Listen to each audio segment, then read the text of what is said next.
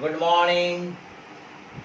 मैं doctor Shrikant Majumdar, assistant lecturer JLN college Chakradharpur under Kolhan university. मेरे प्यारे student, BCom honours 5th semester, मैं आपके लिए एक नया वीडियो नए टॉपिक के साथ आया हूँ, जो कि मैं समझता हूँ कि फाइनेंशियल मैनेजमेंट की ये लास्ट टॉपिक होगी। मैनेजमेंट ऑफ वर्किंग कैपिटल बहुत ही उम्दा चैप्टर है। वर्किंग कैपिटल, कार्यकारी पूंजी। अब जानते हैं व्यापार में दो प्रकार की पूंजी लगती है, एक स्थिर पूंजी फिक्स्ड कैपिटल और दूसरा working capital. Fixed asset, land, building, plant, machinery, इसको खरीदने के लिए जो भी खर्च करते हैं कंपनी, उस पर जो भी पैसा लगाया जाता है उसे हम लोग फिक्स्ड एसेट्स कहते हैं। और फिक्स्ड एसेट्स पर लगाए हुए पैसा फिक्स्ड कैपिटल। और एक होती है डे टू डे ऑपरेशन, यानी दिन प्रतिदिन के कार्य, कच्चा माल खरीदना, मजदूरी देना, किराया देना, कैरेज यानी गाड़ी भाड़ा देना, ऐसे अनेक ऐसे खर्च है जो रोज चुकानी पड़ती है संस्था को। डे टू डे ऑपरेशन, उसके लिए जो कैश चाहिए, जो पूंजी चाहिए, उसे हम लोग कहते हैं वर्किंग कैपिटल। आइए, वर्किंग कैपिटल का कितनी अहमियत है ये देखें।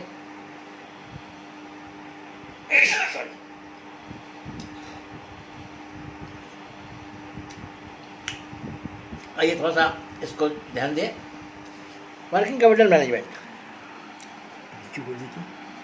Working capital is the important factor of business concern. Business organization needed capital for the short-term purpose, such as meeting the day-to-day operation, दिन प्रतिदिन के कार्य. Capital invested for this purpose is known as the current capital or working capital. So, working capital is such a capital which are used for day-to-day operation, such a purchase raw material, paid wages, electric, water, other expenses. So it is called the working capital. Working capital equal to current assets minus current liabilities. ये एक बहुत ही महत्वपूर्ण formula है। According to this concept, if the current assets of the company are higher than the current liabilities, the position of the company from the working capital point of view is considered to be sound and satisfactory. बहुत ही अच्छा और उम्दा है। If the current assets and current liabilities is equal, if money be concluded that the company has resorted to short-term funds and use the long-term funds, यानी company के पास short हो जाएगी, कम हो जाएगी शॉर्ट टर्म फंड, तब उसको long term fund को use करना पड़ेगा, क्योंकि अच्छे नहीं है। If current assets is less than current liabilities, that means it is indicated the financial crisis, यानी कंपनी की आर्थिक क्राइसिस, मंदी सामने आ जाएगा। अब techniques of the forecasting working capital. Generally the following techniques may be used the forecasting of the working capital. कितनी लगेगा ये फोरकास्टिंग करना बहुत जरूरी है। Operating cycle method, estimating current capital level method, cash forecasting method, projected balance sheet method, profit and loss adjustment method. इसमें से दो मेथड काफ़ी महत्वपूर्ण है, जो मैं आपको बारी बारी से बाद में बताऊंगा। अब आइए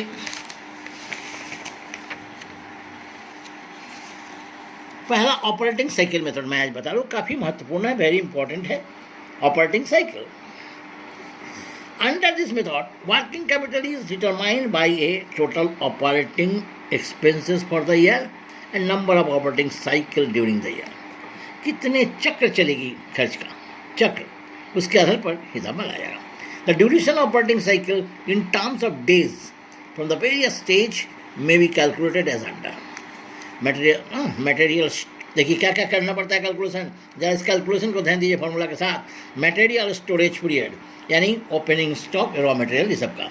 average inventories of the raw material by daily average consumption, इससे डिवाइड कीजिएगा। मटेरियल स्टोरेज पीरियड डेज में निकल जाएगा, किस में निकलेगा, days. Average stock of material निकालेंगे कैसे, opening stock plus closing by 2। Daily average consumption, consumption for the year by 365 days, ये निकल जाएगा, ये भी निकल जाएगा।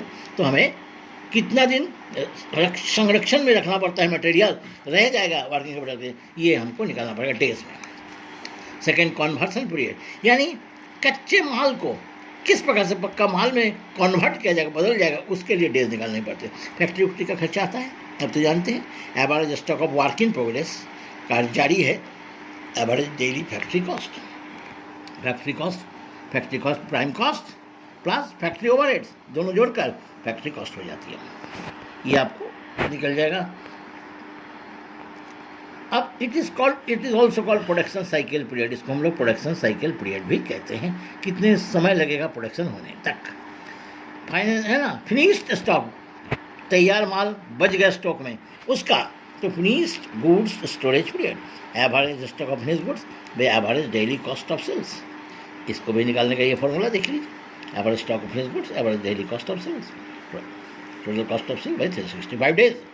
एवरेज कलेक्शन पीरियड डेज में, कलेक्शन उधार दिया जाता है तो डेटर्स एंड बिल्स रिसीवेबल दोनों मिलकर आजकल इसे रिसीवेबल्स कहते हैं।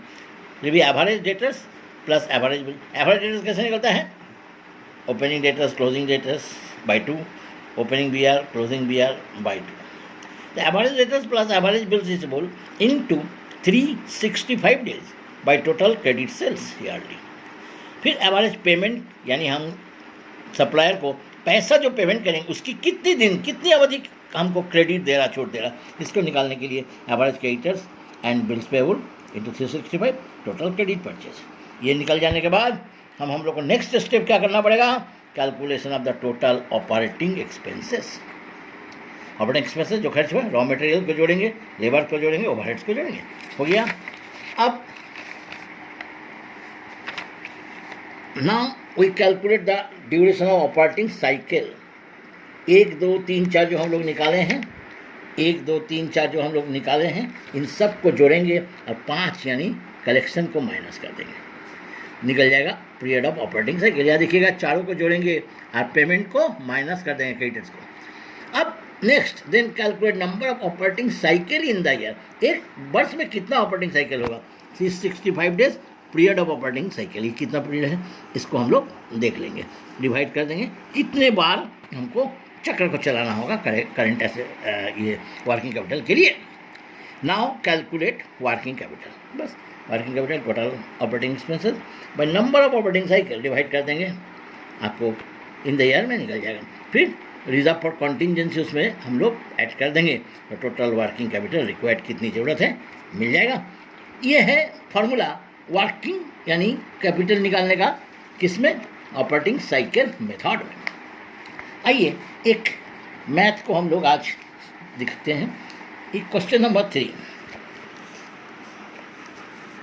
देखिए, from the following information estimate the amount of working capital by operating cycle method देखिए, टेकिंग 360 डेज इन ईयर, ठीक है, हो गया। इस प्रकार से दे दिया sales, material cost, labour cost, overheads, ये देखिए सारे साइकिल दे दिया आपको, सारे आपको दे दिया।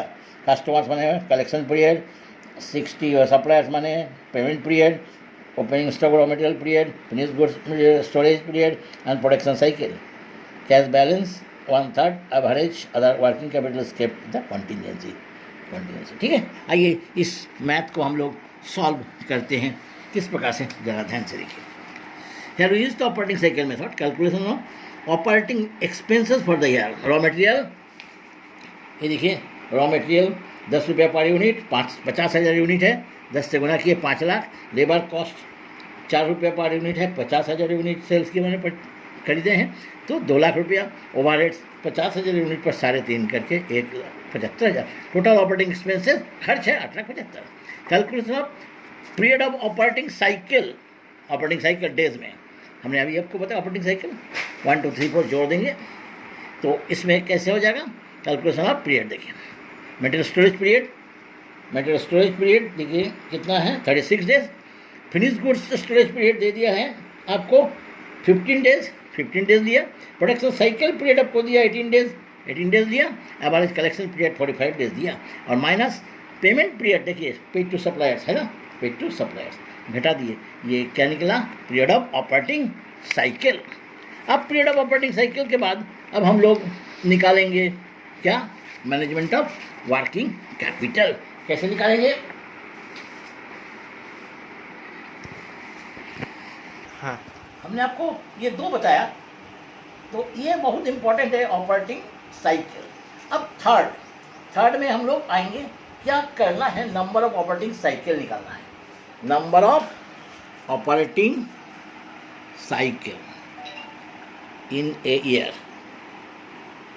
क्या फॉर्मूला है, 360, यहाँ 60 डेज लेने बोला है, क्वेश्चन में बोला 360 डेज को लेने के लिए 360 डेज, तो 365 ले लीजिएगा बाई, ये देखिए ये जो हम लोग निकालें, क्या निकाले हैं, period of operating cycle,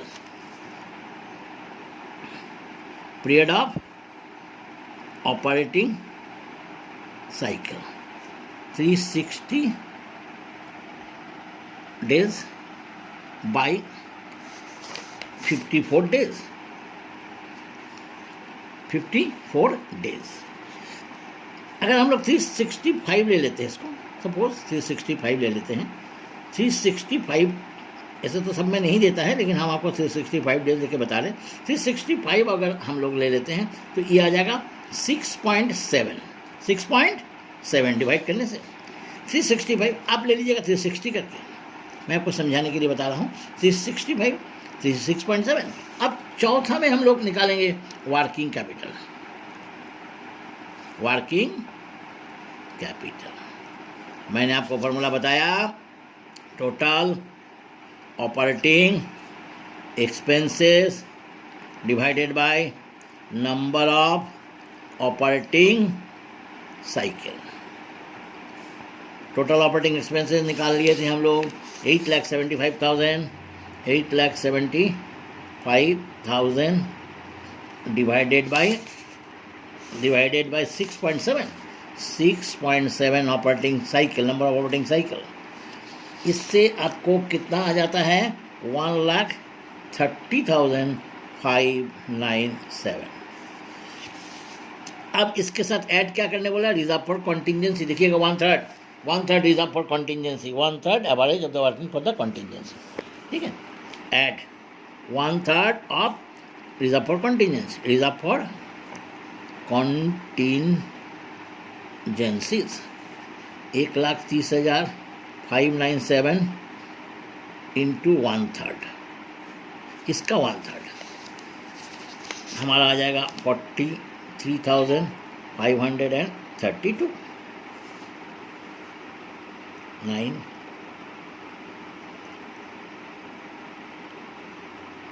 1,74,000 working capital require. ये आपको निकालना है वर्किंग कैपिटल कितना लगेगा पूरे वर्ष में, 1,74,129। तो ये जो मेथड है वर्किंग कैपिटल निकालने का, इसको हम लोग क्या मेथड कहते हैं, इसको हम लोग कहते हैं ऑपरेटिंग साइकिल मेथड। ये तो था ऑपरेटिंग साइकिल में आपको ऑपरेटिंग का डेज दे दिया था साहब। एक ऐसा भी क्वेश्चन आता है जिसमें ये डेज आपको निकालना है, जो फॉर्मूला मैंने आपको आज सवेरे में अभी बताया, इसके पहले उससे निकलेगा। तो ये हम आपको फिर नेक्स्ट वीडियो में बताएंगे कि अगर ये डेज निकाल के कैसे हम लोग निकालेंगे। आज इतना ही तक रहने दीजिए, एक बार फिर आप ध्यान दीजिएगा, ऑपरेटिंग साइकिल का एक क्वेश्चन काफ़ी महत्वपूर्ण है। हमको तो जहाँ तक लगता है कि इस साल एक क्वेश्चन ऑपरेटिंग साइकिल मेथड का आपको आ जाएगा एग्जाम में। नमस्कार, अच्छा रहे, धन्यवाद।